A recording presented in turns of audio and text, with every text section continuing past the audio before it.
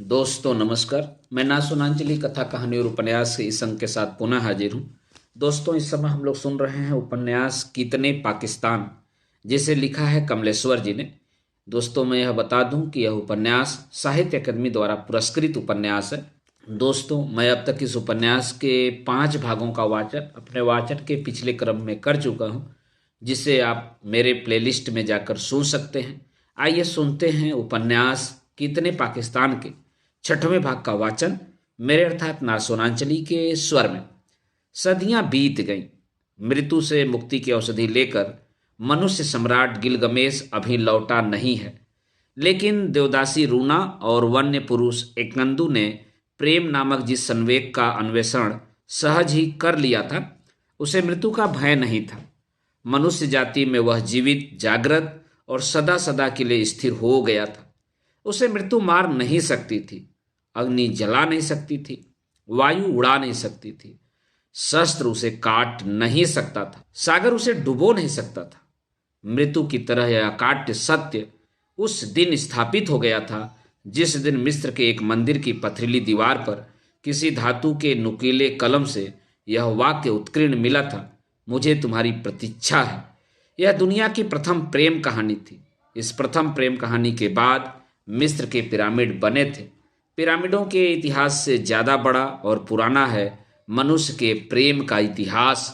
देवदासी रूना और वन्य पुरुष एकंदू के वे एकांत क्षण, जब वासना के बाद उन्होंने एक दूसरे की आंखों में अपने अस्तित्व की तलाश की थी और उसे प्राप्त किया था।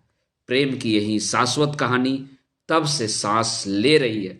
दोस्तों अभी आपने सुना उपन्यास कितने पाकिस्तान के 6वें भाग का वाचन। दोस्तों अब सुनिए उपन्यास कितने पाकिस्तान के 7वें भाग का वाचन मेरे अर्थात नासोनांचली के स्वर में। उसी कहानी में शामिल है बूटा सिंह और रेत परी की कहानी। राजस्थान का तपता रेगिस्तान कोई चीखा बन गया साला पाकिस्तान। आसमान की आंखें सूखी हुई थीं, उनमें एक बूंद भी पानी नहीं था। मौसम विभाग के वैज्ञानिकों ने सूचना दी थी कि इस बार धरती वर्षा के पानी से नहीं, मानव रक्त की बरसात से सींची जाएगी। इन्हीं घोषणाओं के बीच 50-55 साल का सिख किसान बूटा सिंह अपने बंजर खेतों की ओर लौट रहा था।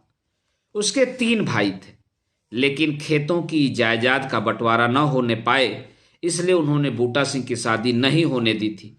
वह अभी तक कुंवारा था, उस रेगिस्तानी धरती की तरह जिस पर वर्षा की एक बूंद तक नहीं गिरी थी।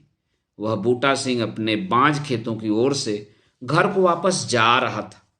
आवाजें गूंज रही थी, बन गया साला पाकिस्तान, जो बोले सो निहाल, सत श्री अकाल, नारे तकबीर, अल्लाहू अकबर, हर हर महादेव। बूटा सिंह को पता नहीं था कि मौसम विभाग के वैज्ञानिकों ने क्या सूचना दी थी। वह इस बात से बेखबर था कि आज़ादी के साल पानी की जगह खून की बरसात होने वाली थी। बूटा सिंह रेत पर रास्ता बनाता चला जा रहा था। यह रास्ता वह रोज बनाता था, जो रोज मिट जाता था। घर पहुंचने की भी कोई उसे जल्दी नहीं थी। किसी की आंखें उसके लौट कर आने का रास्ता नहीं देखती थी। तभी पीठ पीछे उसे एक डरी हुई कमसीन आवाज सुनाई दी, बचाओ बचाओ। बूटा सिंह ने पलट कर देखा। एक 16-17 साल की लड़की अपनी अस्मत की रक्षा के लिए उसकी ओर दौड़ती चली आ रही थी। उसके कपड़े तार तार थे, बाल बिखरे हुए थे और वह बुरी तरह हाँफ रही थी। एक हिंसक सा नौजवान उसका पीछा कर रहा था। वह अधनंगी लड़की बूटा सिंह के पैरों पर आ गिरी। मुझे बचाओ, मुझे बचाओ, यह दरिंदा मेरी इज्जत लूटना चाहता है, कहती हुई वह उठी और बूटा सिंह से चिपक कर हाँफने लगी। तू बच के कहाँ जाएगी, उस हिंसक नौजवान ने लड़की से कहा। फिर वह बूटा सिंह से बोला, इसे मेरे हवाले कर दो। नहीं, मैं इसे तेरे हवाले नहीं करूंगा, तुम्हें करना होगा, यह मेरे हिस्से में आई है। हिस्से में? बूटा सिंह ने आंखें तरेर कर पूछा। तेरे हिस्से में? हाँ, हिंदू मुसलमान का बंटवारा हो चुका है, पाकिस्तान बन चुका है। कहाँ बन चुका है पाकिस्तान? तीसरी टाड़ी के उस पार पाकिस्तान बनने की लकीर खींच चुकी है। उसी लकीर के बाद यह मुसलमान लड़की मेरे हिस्से में आई है। मैं इसे काफिले वालों से छीन कर लाया हूं, इसे मेरे हवाले कर दो। नहीं, बूटा सिंह ने उस अधनंगी लड़की को पीठ के पीछे छिपाते हुए कहा, हिंदुस्तान पाकिस्तान की लकीर खिंच गई तो खिंच जाए, लेकिन हिंदू मुसलमान के नाम पर औरत की इज्जत का बंटवारा तो नहीं हो सकता। उस हिंसक नौजवान ने तेज नजरों से बूटा सिंह को देखा और बोला, तुम चाहो तो इसकी इज्जत खरीद लो। खरीद लो? बूटा सिंह ने अचकचाते हुए कहा, तुम बेचने को तैयार हो? हाँ, कितने में? नगद 1500। उस हिंसक नौजवान ने बूटा सिंह की औकात देखकर चढ़ते दाम बताए। ठीक है, इतने पैसे तो कर लूंगा, आओ मेरे साथ, घर तक चलना पड़ेगा। तीनों लोग घर की ओर चल दिए। हिंसक नौजवान बूटा सिंह के साथ आगे आगे चल रहा था और लड़की सर झुकाए उनके पीछे पीछे। घर पहुंचकर बूटा सिंह ने एक कोने में जाकर पुराने घड़ों और हाड़ियों में हाथ डाल डालकर पैसे तलाशे, पर कुछ हाथ नहीं आया। वह हिंसक नौजवान इंतजार में खड़ा था। अधनंगी लड़की अपना बदन चुराए दोनों बाहें लपेटे गठरी बनी दूसरे कोने में बैठी थी। आखिर आड़ करके बूटा सिंह ने रेती हटा हटा कर उसमें गड़ी एक हड़िया निकाली। मैले से कपड़े के टुकड़े में बंधी उसने धरोहर वाली अपनी पोटली निकाल कर खोली और मुंह तोड़े मैले कुचले नोट गिनने लगा। कुछ सिक्के भी थे। आखिर पैसे पूरे पड़ गए। हिंसक नौजवान ने पैसे गिने, अपनी पगड़ी में रखे और लड़की पर नजर डालकर बोला, बुढ़ा है, आराम से रहेगी। लड़की वैसी ही गठरी बनी बैठी रही। वह चला गया तो वह इतना ही बोली, मेरी खातिर क्यों तुमने इतनी बड़ी रकम उस जालिम को दे दी? बूटा सिंह कुछ नहीं बोला। दिन डूब रहा था। रात उतरी तब मुश्किल सामने आई। लड़की जरूरत से ज्यादा नंगी थी। दिन में तो ठीक था, पर रात में ऐसे कैसे रहेगी? बूटा सिंह ने मुश्किल हल की, कोई कपड़ा तो है नहीं, तो मेरा फेटा लपेट लो, तब तुम नंगे हो जाओगे, लड़की ने लाचारी से कहा। बूटा सिंह को तब एकाएक खुद पर शर्म आई। तुम ठीक कहती हो, एक जुगत ध्यान में आई है। कहते हुए बूटा सिंह ने दोनों हाथों से रेत हटा हटा कर गड्ढा बनाना शुरू कर दिया। लड़की उसकी जुगत समझ गई। वह चुपचाप उसे गड्ढा बनाते देखती रही। पैर मोड़ोगी या खड़ी रहोगी? बूटा सिंह ने पूछा। खड़ी रही तो नींद कैसे आएगी? तब इतना बहुत है। बूटा सिंह ने गड्ढे की गहराई देखकर कहा, आ जाओ।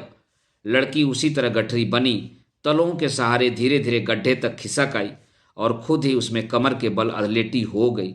बूटा सिंह ने उसके शरीर को रेत उड़ेल उड़ेल कर गले तक तोप दिया और उसे देखते हुए बोला, अब ठीक है। लड़की ने उसे एक बार भरपूर नजरों से देखा। बूटा सिंह ने भी कंघे से दाढ़ी खुजलाने का बहाना करते हुए उसे उसी तरह भरपूर नजरों से देखा। आखिर लड़की के ओठों पर हल्की सी मुस्कान आई और उसने आंखें नीची कर ली। गर्दन तक रेत में दबी वह रेत परी सी लग रही थी। अरे, अभी तक हमने पूछा ही नहीं, नाम क्या है तुम्हारा? बूटा सिंह ने जानना चाहा। जेनिब, गांव मड़ियार ठाड़ी, जात हिंदू राजपूत, धर्म मुसलमानी। तुम उसके हाथ कैसे पड़ गई? हम घर छोड़कर पाकिस्तान जा रहे थे। वैसे तो हमारे घर में सब कुछ था। हमारे अब्बा बटाई पर खेती करके आराम से रहते थे। घर में गाय भैंस बैल सब थे। हम गाय का गोश्त नहीं खाते, भैंस या बैल का भी नहीं। सब आराम से चल रहा था। फिर पाकिस्तान की लकीर खींची तो ठाणी में रहना मुश्किल हो गया। गांव ठाणी के सब मुसलमान कारवां बनाकर उस लकीर के पार पहुंचने के लिए चल पड़े। फिर भी समझ में नहीं आ रहा था कि हम अपनी ठाणी क्यों छोड़ रहे थे। ऐसे झगड़े कहा सुनी और मुंह चावड़ तो पहले भी होते रहते थे। मैं कारवां से पीछे छूट गई। तब उसने मुझे पकड़ लिया, अधनंगा तिनंगा कर दिया। जैसे तैसे मैं उससे बचकर दौड़ी, तभी तुम मुझे दिखाई दिए। कहते कहते रेत परी जेनिब ने बूटा को एहसान भरी नजरों से देखा। बूटा सिंह ने उसे तब खामोशी से देखा। सुबह हुई तो बूटा सिंह के भाइयों को पता चला कि उस घर में कोई लड़की आ गई है। तो गांव के बड़े बूढ़ों ने सलाह दी, बूटा सिंह, अब यह लड़की तुम्हारे घर आ ही गई है तो तुम इससे शादी कर लो। उस समय बूटा सिंह 4 कोस दूर के बाजार से जेनिब के लिए कपड़े लेने जा रहा था। उसने चलते चलते बड़े बूढ़ों से कहा, पहले उसके लिए कपड़े तो ले आऊं। दोस्तों, अभी आप सुन रहे थे उपन्यास कितने पाकिस्तान के भाग 7 का वाचन। दोस्तों, अब लीजिए सुनिए उपन्यास कितने पाकिस्तान के 8वें भाग का वाचन मेरे अर्थात नासुनांचली के स्वर में। बूटा सिंह जब जेनिब के लिए कपड़े लेने निकला तब तक पाकिस्तान नाम की लकीर तो खींच चुकी थी। मौसम विशेषज्ञों की भविष्यवाणी सही साबित हुई। रक्त की वर्षा हो रही थी। रेत परी जेनिब अभी भी गर्दन तक रेत में दबी हुई है। बूटा सिंह उसके लिए 4 कोस दूर बाजार से कपड़े लेने गया हुआ है। सम्राट गिलगमेश अभी भी सागर की अतल गहराइयों में उतरता चला जा रहा है और प्रमथ्यू के कंधे पर बैठा गिद्ध अभी भी उसका मांस नोच नोच कर खा रहा है।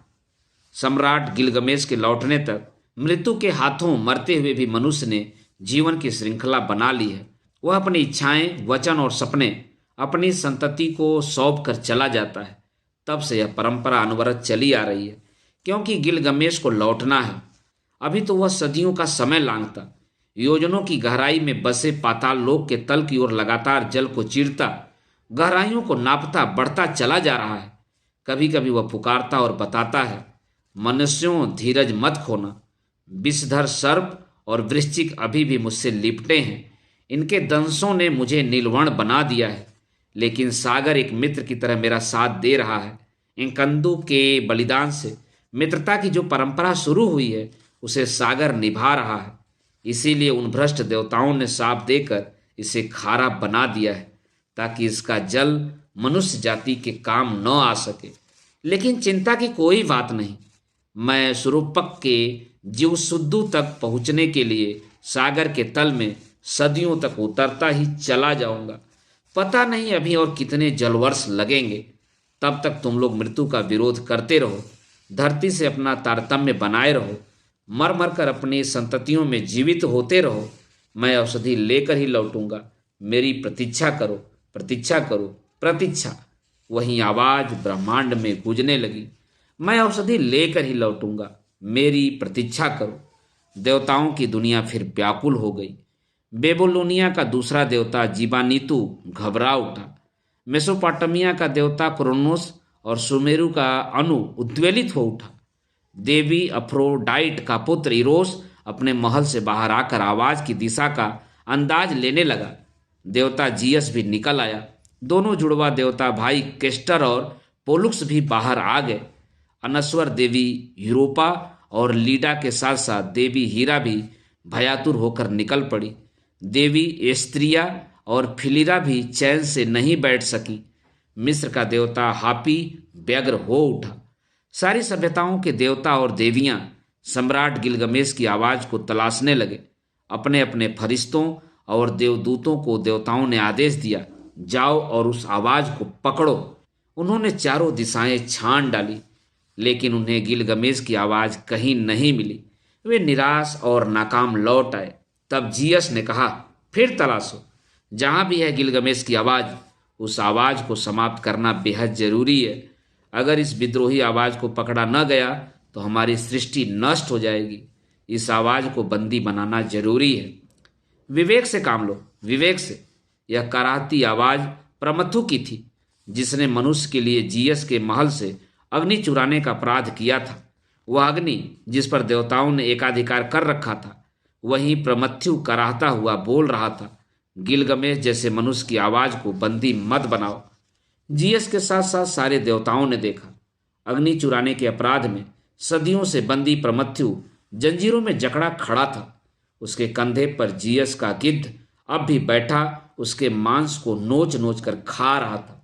मांस के तमाम लोथड़े कारागार के फर्श पर पड़े तड़प रहे थे। भयग्रस्त और त्रस्त देवताओं ने प्रमथ्यु को हिकारत से देखा और वे एक स्वर में बोले, तू तो धिक्कार योग्य है, चोर है, अपराधी है। अहंकारी और अय्यास देवताओं, अपराध तो तुम्हारे तय होंगे। प्रमथ्यु ने रिश्ते घावों से रक्त पोंछते हुए कहा, तुम आतताई हो। तुमने प्रकृति की अबाध और अजस्र पराशक्ति को ईश्वर का जामा पहनाकर खुद को उसका पुरोहित और वंशज बना रखा है। वह अबाध और अजस्र पराशक्ति अपनी सक्रियता से निरंतर मनुष्य के लिए अपने रहस्य उद्घाटित कर रही है। वह तुम्हारे अधीन नहीं है। मौत, मृत्यु, इसे मृत्यु दो। देवता चीख उठे। चीखो मत, प्रमथु ने कहा, चाहे मुझे मौत दे दो, लेकिन तुम कुछ भी करो, तुम गिलगमेश की आवाज को बंदी नहीं बना सकते। आवाज फरार हो चुकी है। प्रमथु ने घोषणा की, देवदासी रूना प्रेम, मित्रता, शांति और क्रांति के साथ साथ गिलगमेश की आवाज को लेकर फरार हो चुकी है। अब तुम उसे नहीं पकड़ सकते। इन मूल्यों की तुम्हें जरूरत नहीं थी, इसीलिए देवदासी रूना इन्हें लेकर मर्तलोक की ओर प्रस्थान कर चुकी हैं। वह देखो, मर्तलोक में उनका अवतरण। दोस्तों, अभी आप सुन रहे थे उपन्यास कितने पाकिस्तान के 8वें भाग का वाचन।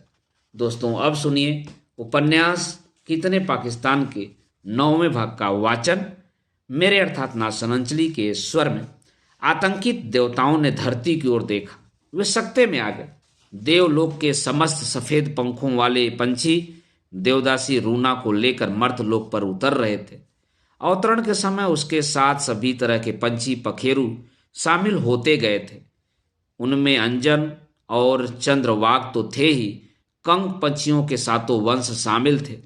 मयूर थे, शकुंत पक्षी, सारस, नीलकंठ, दवाक, पंचवर्णी हंस, महाबक, पांडु, जलकाग, सुपर्ण, धनेश, कुंच परिवार के सभी सदस्य और कोयल अपनी समस्त संतति के साथ शामिल थी। उनके गीतों और गाते स्वरों से प्रकृति झूम उठी थी। देवदासी रूना पक्षियों के पंखों से उतरकर तत्काल आदिम अदीब के घर की ओर चल दी। वह उसके दरवाजे तक पहुंच गई। उसने देखा, उसके दस्तक देने के पहले तमाम दस्तकें वहां मौजूद थीं और बेहद परेशान अदीब अपना माथा पकड़े बैठा हुआ था। एक अर्दली उसकी दाहिनी ओर अदब से खड़ा दस्तकों को पुकार पुकार कर उन्हें अदीब के सामने पेश होने की इजाजत दे रहा था। लेकिन तभी अदीब ने सिर उठाकर देवदासी रूना को देखा और पूछा, तुम कहाँ की दस्तक हो? अदीबे आलिया, मैं भ्रष्ट हो गए देवताओं के लोक की दस्तक हूँ। मैं इंसान के लिए प्यार, दोस्ती, शांति और क्रांति के मूल्य और सम्राट गिलगमेश की आवाज़ लेकर आई हूँ। मैंने उस समय इस आवाज़ को अपनी नाभि में छुपा लिया था जब समस्त सभ्यताओं के देवता इसे बंदी बनाना चाहते थे। मनुष्य की यह सबसे बड़ी धरोहर है, यह बेलौस बेखौफ आवाज़। यही मैं आपको सौंपने आई हूँ। इसे स्वीकार कीजिए, क्योंकि कोई अदीब जैसा सरल, सहज, सीधा और सत्यनिष्ठ व्यक्ति ही इसे जीवित रख सकता है और सदियों के बाद सदियों तलक इसकी रक्षा कर सकता है। अदीब ने देवदासी रूना से आवाज़ की सौगात लेकर उसे अपनी धमनियों के रक्त में पैबस्त कर लिया और देवदासी रूना से बैठने का निवेदन किया। देवदासी रूना के बैठते ही दस्तकों का शोर बढ़ गया। दस्तकें, दस्तकें और दस्तकें। आखिर एक दस्तक की ओर देखते हुए अदीब ने पूछा, तुम कहाँ की दस्तक हो? अदीबे आलिया, मैं डैन्यूब नदी की घाटी में बसे उस सर्बिया के कोसोवो प्रदेश की दस्तक हूँ, जहाँ से आप सदियों पहले चलकर सिंधु के तट पर आ बसे थे। डैन्यूब नदी आज भी आप सबको याद करती है।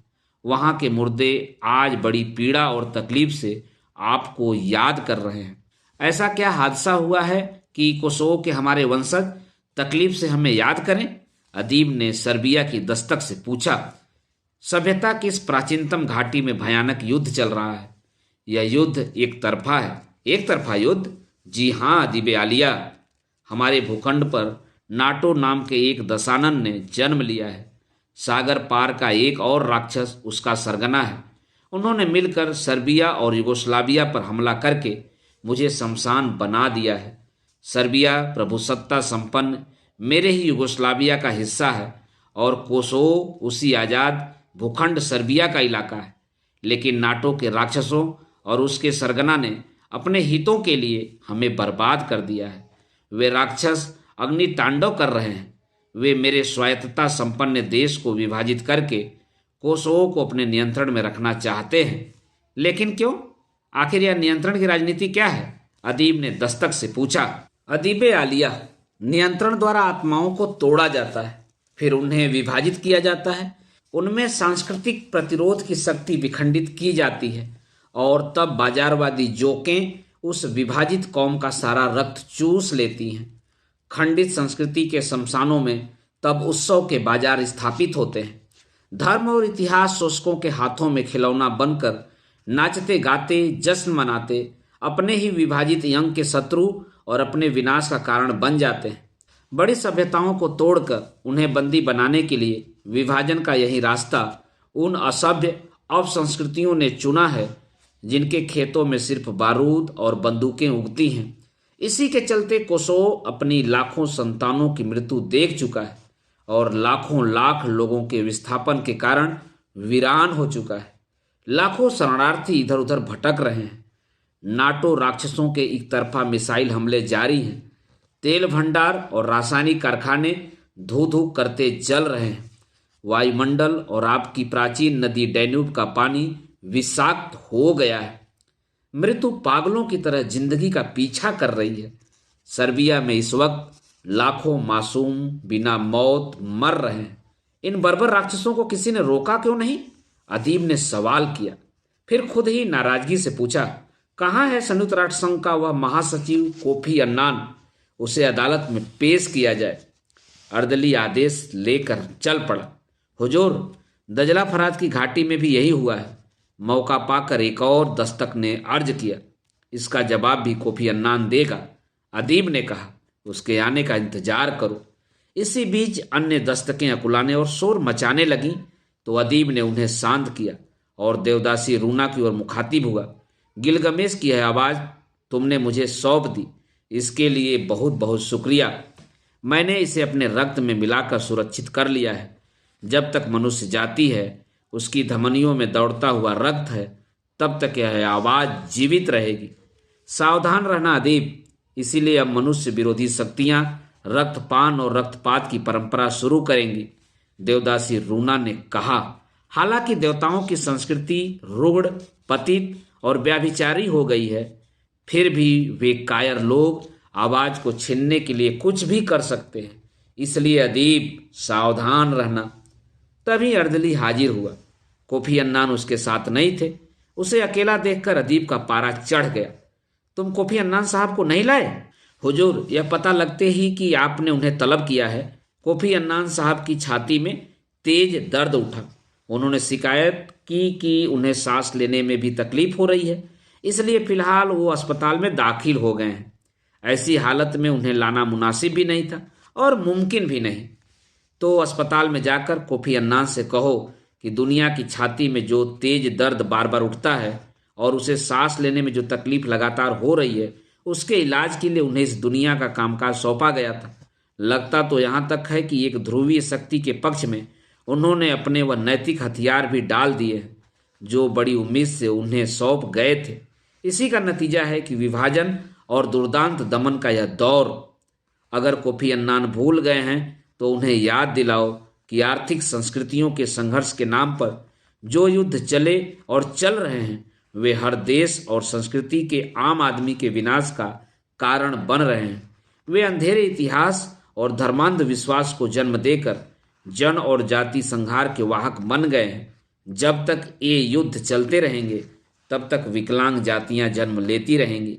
जीने के लिए अवैध और अनैतिक संसाधनों की दुनिया कायम होती चली जाएगी। डैन्यूब जैसी नदियों की मछलियां बार बार मरती रहेंगी। मानव रक्त से सिंचित खेतों में अन्न नहीं, विषैले धतुरों की कांटेदार फसलें उगेंगी। उन जातियों की स्त्रियां व्यभिचार और बलात्कार के लिए अभिशप्त होंगी। संतानें मनोरोग और व्याधियों से ग्रस्त होंगी। धर्म के नाम पर अधर्म की आधियां चलेंगी और सत्ता के एकीकृत सिंहासन पर नरमुंडों की माला पहने कोई निरंकुश एकाधिकारी शासन विद्यमान हो जाएगा। कोफी अन्नान से जाकर पूछो, क्या इसी भविष्य के लिए उन्हें राष्ट्रों का संयुक्त लोकतंत्र सौंपा गया था? हुजरे आलिया, मैं आपके इस बड़े और पुरजोश भाषण को लेकर तो जाऊंगा, लेकिन शायद कोफी अन्नान साहब को इसकी बारीकियां समझा नहीं पाऊंगा। बेहतर यही होगा कि जब वे अदालत में हाजिर हों, तब आप उन्हें इस तकरीर का मतलब समझा दीजिएगा। मैं जानता हूं वे कभी भी यहाँ हाजिर नहीं होंगे, क्योंकि यह मनुष्य के मन की शाश्वत अदालत है।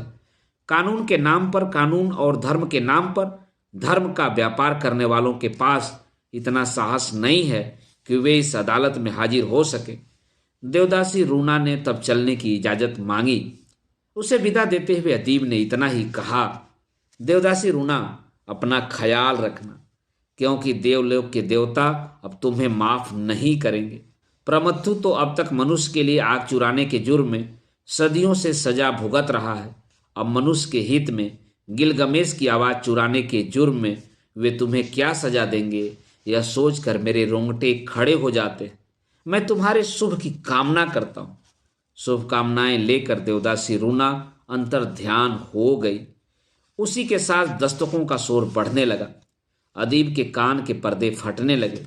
उसने दोनों हथेलियों से कानों को दबा लिया, फिर अर्दली से बोला, कहीं और चलो, मुझे यहाँ से कहीं और लेकर चलो, कहीं भी। कहीं ले चलूं अदीब आलिया? बाहर तो शोर और भी ज्यादा है। हाहाकार, चित्कार, आगजनी, सामूहिक हत्याएं, बलात्कार, चीख पुकार, अपहरण, अजन्मे बच्चों के लोथड़े, कीड़े पड़ी बिज बिजाती फूली हुई लाशें, अर्धजीवित और मृत देहों का मांस खा खाकर थके हुए लकड़बग्घे, कुत्ते, गिद्ध और रक्त प्लावन का दृश्य, यह तो सहस्रों साल पहले हुए जल प्लावन से भी भयंकर दृश्य है। कुछ भी हो, मुझे यहाँ से ले चलो। अदीब ने कहा तो अर्दली को आज्ञा पालन करना ही था। वह अदीब को एक नाव में बैठाकर रक्त का महासागर पार करने लगा, लेकिन उसका कहीं अंत ही नहीं था। रक्त बहुत गाढ़ा था, इसलिए उसे नाव खेने में बहुत दिक्कत हो रही थी। बहुत दूर निकल जाने पर अर्दली को एकाएक लाशों का एक पहाड़ नजर आया। वह भी रक्त के महासागर में पतवार चलाता चलाता बेहद थक गया था। सौ की एक चट्टान से उसने नाव बांध दी। अदीब उस चट्टान की छाया में बैठ गया। उसके कानों में कुछ गूंजने लगा। उसने इशारे से अर्दली को पास बुलाया और पूछा, तुम्हें शब्दों की कोई अनुगूंज सुनाई पड़ रही है? नहीं हुजूर, लेकिन मेरे कानों में जयशंकर प्रसाद के शब्द गूंज रहे हैं।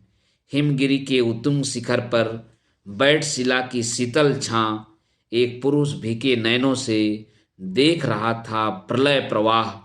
मुझे सुमेरी सभ्यता की देवी इनन्या का आर्तनाद भी सुनाई पड़ रहा है। वह चीख रही है। क्या मेरी संतति मरने के लिए है? इस तरह की अप्राकृतिक मौत से मरने के लिए? अर्दली ने उससे गौर से देखा। मुझे लातिनी यूनानी गाथाओं के देवताओं के भी स्वर सुनाई दे रहे हैं। वे जल प्रलय से बचने के लिए ओलंपस पर्वत पर एकत्रित हो गए हैं। ईसाइयों के परमपिता कह रहे हैं, नोह, धरती पर मनुष्य की दुष्टता बेहद बढ़ गई है।